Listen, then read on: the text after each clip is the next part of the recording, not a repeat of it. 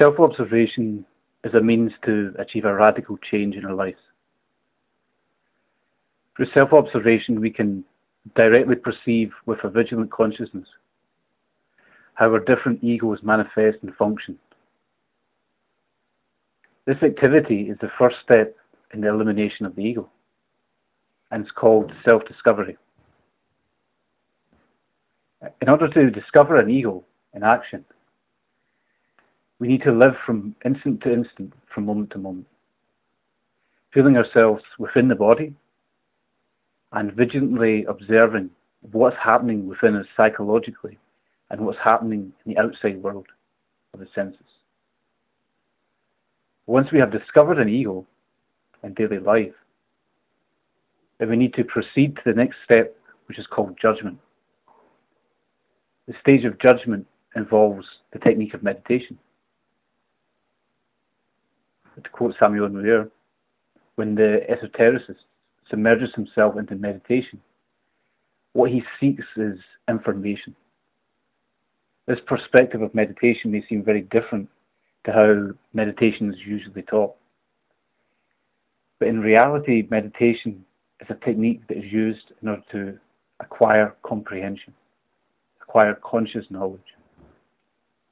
But comprehension is a very special, very particular type of understanding that is not related to the intellect with its depressing and simplistic process of reasoning, but comprehension is of the heart, it's of the consciousness, it's from the essence. Comprehension is a type of understanding that arises when we know how to use the consciousness free of any filters. Comprehension is spontaneous, it is objective and exact. Comprehension arises according to an exact formula, which is in the union of concentration and imagination. The first step, concentration, involves developing a state of consciousness that is consistently active, stable and serene, but most importantly, doesn't identify with the ego. This means that our consciousness is in a position to perceive in a way without any interference of the ego. Normally in daily life we see through a filter. When we identify with the different egos, these egos filter how we see. For example, an ego related with pride will arise within us, and if we identify with that, we will see ourselves as better than others. If we see a person we have conflict with, then maybe an ego of anger or resentment will arise, and we will see that person in a negative way. This type of filtered perception is called subjective perception. Subjective perception belongs to the ego, and it doesn't have the capacity to see things in a new way. Subjective perception can only see things through its own psychological conditioning. In meditation, what we want is to be able to see things in a new way, a concrete and objective way, a true way, based on comprehension, without the interference of the ego. We can only become open to see the new when we have developed concentration. If we lack concentration and we identify with the ego all the time, then when we go to meditate and we use our imagination in order to perceive, we will just be filtering those images for the ego and will not be acquiring comprehension at all. It's important to understand that concentration is not something tensed up either. It's based on peace. It's based on the calmness of the mind, serenity. It's based on active consciousness. It's active and attentive. The stillness and silence of the mind, this dwelling in peace, is so that the consciousness can be active and perceive without the interference of the ego. So to begin with meditation, we need to prepare a state of consciousness that is in a state of concentration. When we sit to meditate, our state of concentration, our state of consciousness, is just an extension of our state of consciousness during our day. Meaning that if we are completely asleep as a consciousness, if we don't make that effort awaken from moment to moment, if we are constantly distracted by the different processes of the ego, when we sit to meditate, we will not be able to concentrate effectively. Instead, if we make that effort to be here now, from moment to moment, and separate from the ego, the result of this effort can be taken into meditation, and it lays a strong foundation for the development of concentration. When we begin our meditation practice, it's important that we relax the three brains. The relaxation of the physical body. To relax the physical body, we use the following technique. Of course, first we get a comfortable posture, and then we use our imagination in order to relax the muscles. But this imagination is consciously directed imagination. It's not fantasy. It's imagination that is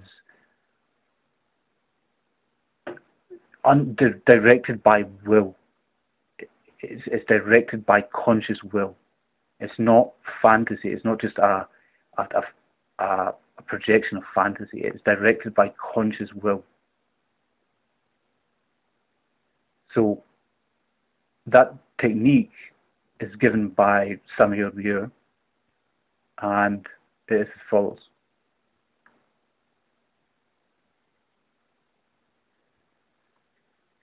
Once we have relaxed the physical body, we then move on to relax the mind and heart. One way we can do this is by using mantras. Mantras are sounds, they're magical sounds, vowels that we can use to put specific centers of our organism into activity. For example, the mantra O is related to the heart center, which is related with intuition. And when we vocalize that, we can put the heart center into activity and clear away a lot of negative emotions and bring a lot of emotional calm and tranquility. The mantra I, which is vocalized as E, as in the word tree, can be used for the Ajna chakra, the third eye, which when put into activity helps with imagination, but it also helps to quieten the mind. These mantras must be used with full attention. We can't just use it like we're just lying there making sounds and we're just sitting dreaming about other things. We have to have our full perception in that mantra. When we are relaxed and when we are attentive, we then use our imagination in order to comprehend and learn in a deeper sense how the ego functions. And we do this through a technique called retrospection. To retrospect means to look back, but to look back consciously at how things really happened. Not to look back through fantasy of how we've, some fanciful ideas that are not true. But to look back with concentration, to look back with honesty. In retrospection, we use our imagination to review what happened during the day, but in terms of what happened outside of us, in terms of the senses, the world of the five senses, but also what happened with ourself. So we also include ourself in that retrospection. What happened with our psyche? So what did we think? What were we feeling? What were we doing? When using the imagination, in no sense do we use fantasy. It's important to repeat that. We wish to see what really happened in a complete and objective sense. Because we have to be honest with ourselves. We feel that resistance. We don't really want to see ourselves as we really are. But we have to be honest and truly learn about what we are. And that's the first step to change it. Through this technique of consciously retrospecting in an honest manner, we will learn about our behavior and about the different egos we have. So we begin from retrospecting, going from the start of our day, using consciously directed imagination to retrospect and to bring that into our imagination, what happened at the beginning of the day, from what we can remember, of course, up until the end, both inside in ourselves and outside in the senses. When we've retrospected over a day, what we will notice is that we'll discover certain situations where we know that something happened, where there was something within us psychologically, an ego that was processing that caused the problem. And now this is an important point, because then we take out that part of our day and we then use that as our focus of meditation, as our point of meditation. Say, for example, someone comes along and they insult us, and we felt hurt by that, and we felt angry. Now that's a mechanical reaction inside of us. We reacted mechanically to that event, and there was an ego that processed there and caused a problem for us. But we need to see, through consciously directed imagination, seeing it as it is, precisely and exactly what ego manifested in that event. Say, for example, maybe an ego of low self-esteem came up first. So we get insulted. We felt hurt by it, we felt bad about ourselves, and we felt a certain way, and maybe thought about something and even did something. Maybe pride comes in. We don't want to feel weak. We don't want to feel as if someone just walked over us. So we think about getting that person back. Then maybe we feel angry and we feel frustrated because our pride is hurt and we can't do anything about it. So we see this one event, as one example, that there's three different egos that are occurring. There's self-esteem, there's pride, there's anger, there's frustration. There's all a relationship between them. Doing this technique of when retrospecting back over the different things that happen in life,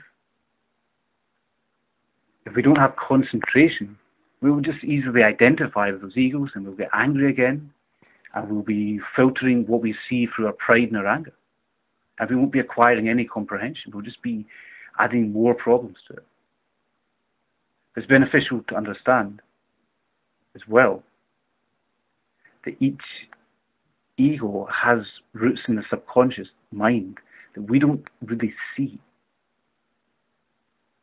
Things that we don't see on the surface.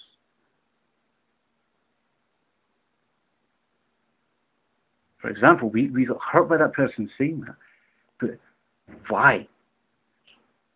What is the root? What is the foundation of that mechanical reaction? Because it has a foundation, it has roots.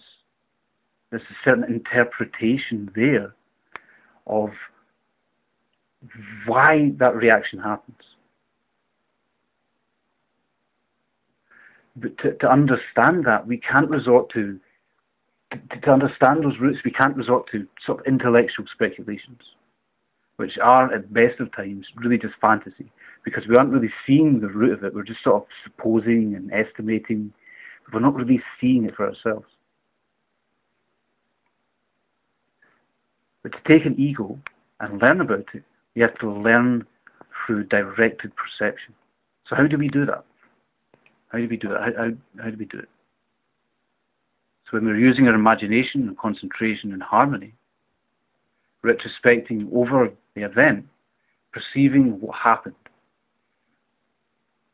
it can occur that something new, maybe a new image, or even a thought arises in our mind stream. So, for example, we're directing our imagination consciously and reconstructing that event as it happened when that person insulted us. Say, for example, as they insulted us, we felt hurt. And as we concentrate on that, something new comes in. Maybe something in the past when somebody else maybe said something to us. We see there's a relationship there. They're not just two separate, isolated things. There's a relationship between those two psychological phenomena. because the mind works through associations. If we are retrospecting over an event or an ego process, if we are reconstructing that event, so if we can handle those impressions consciously, if we are retrospecting and we're receiving new impressions and can handle them consciously, then we can comprehend something about that ego. And what we can see is that we can end up seeing a chain of different images and thoughts that are all associated with that which we are retrospecting over. And by perceiving this chain of images and thoughts, psychological processing, we can understand more about that ego. We can consciously comprehend how that ego functions. Through this process, we can start to acquire comprehension. We start to acquire insight about ourselves. Comprehension is spontaneous. It's based on objective perception that sees things as they are. To acquire comprehension, we must not exert ourselves. We must not force it to happen. We can't force comprehension to arise. It's not like with the intellect where we're trying to stress it out and we're trying to work out, is it this or that, and we're really trying to exert ourselves to understand it intellectually. With comprehension, we can't do that. Comprehension can't be exerted, it can't be forced. Comprehension, insight, can only arise when imagination and concentration are in perfect harmony and union.